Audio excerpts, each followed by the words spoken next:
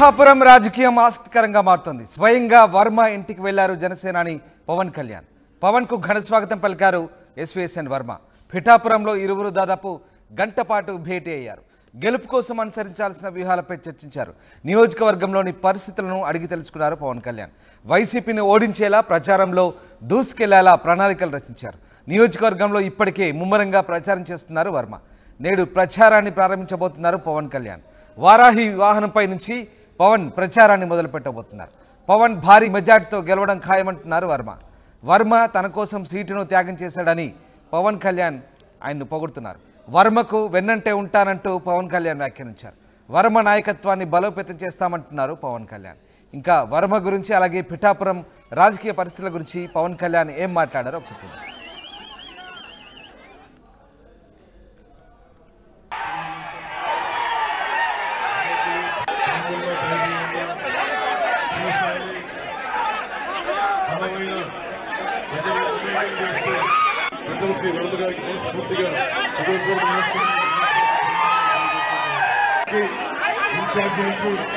ప్రతి ఒక్కరికి ముఖ్య నాయకులందరికీ తెలుగుదేశం ముఖ్య నాయకులందరికీ కార్యకర్తలకి తెలుగుదేశం కార్యకర్తలందరికీ పేరు పేరున పొందుదే మనస్ఫూర్తిగా మీ అందరికీ జనసేన తెలుగుదేశం భారతీయ జనతా పార్టీ అన్ని కూడా మూడు ప్రత్యేకంగా రాష్ట్ర ప్రయోజనాల కోసమే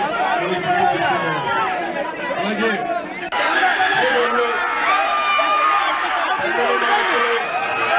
వర్మ గారు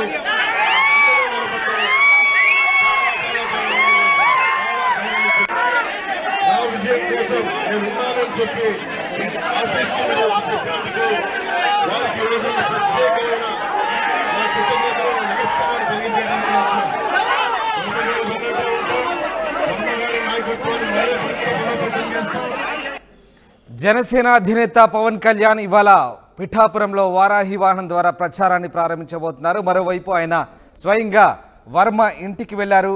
వర్మతో పిఠాపురం సంబంధించినటువంటి రాజకీయాలను చర్చించారు. గెలుపు కోసం అనుసరించాల్సిన వ్యూహాలపై చర్చించినట్టుగా తెలుస్తోంది. మరోవైపు వర్మను ఆకాశానికి ఎత్తారు పవన్ కళ్యాణ్. తన కోసం సీటు త్యాగం చేసిన వర్మ భవిష్యత్తు కోసం తాను వెన్నంటి ఉంటానంటున్నారు. ఇంతకీ వర్మతో పవన్ కళ్యాణ్ ఏం మాట్లాడారు? మా ప్రతినిధి ప్రకాష్ మరిన్ని వివరాలు అందిస్తారు.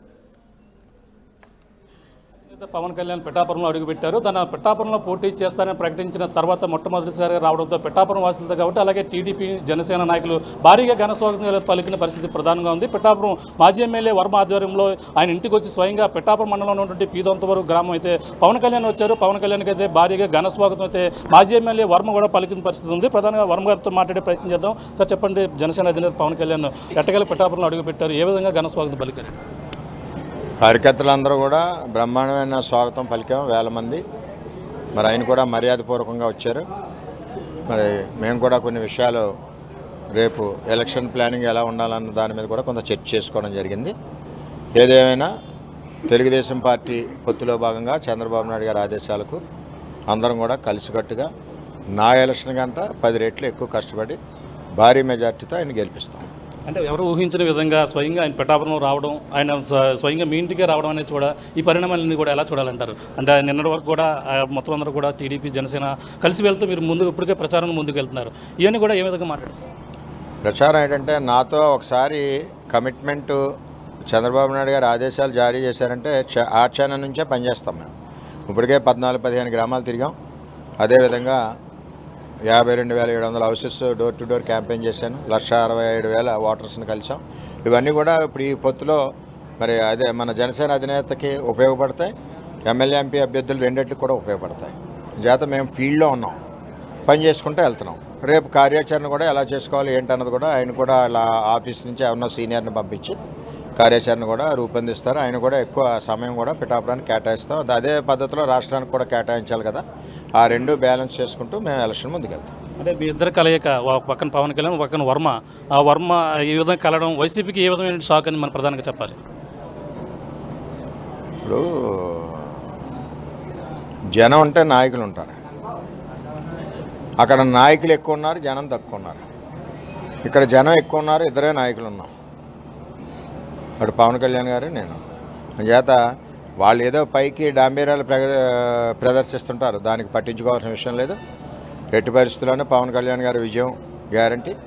జనసేన తెలుగుదేశం కూటమి జెండా పిఠాపురాన్ని ఎగురుతుందని తెలియజేస్తాం. అంత మెజార్టీతో గెలిపించబోతున్నారు పవన్ కళ్యాణ్ గారు. మెజార్టీ. ఈరోజు షెడ్యూల్ ఎలా ఉండబోతుంది అంటే వారాహి రోజు బహిరంగ సభ కూడా ఉండబోతుంది. అమ్మవారిని దర్శనం చేసుకుని సాయంత్రం 5 గంటలకి ఏదో షెడ్యూల్ ఇచ్చారు. చేబ్రోల్లో వారాహి యాత్ర స్టార్ట్ అవుతుంది. చెప్పండి, మొన్న ఇటీవల పవన్ కళ్యాణ్ గారిని కూడా వర్మ గారితో పాటు భేటీ అయ్యారు. మళ్ళీ మీరు ఇప్పుడు ఈరోజు మళ్ళీ పవన్ కళ్యాణ్ గారే డైరెక్ట్గా స్వయంగా వర్మ గారి ఇంటికి రావడం మీ అంత కలవడం కూడా జరిగింది. ఎలా చూడాలి సార్ పరిణామం?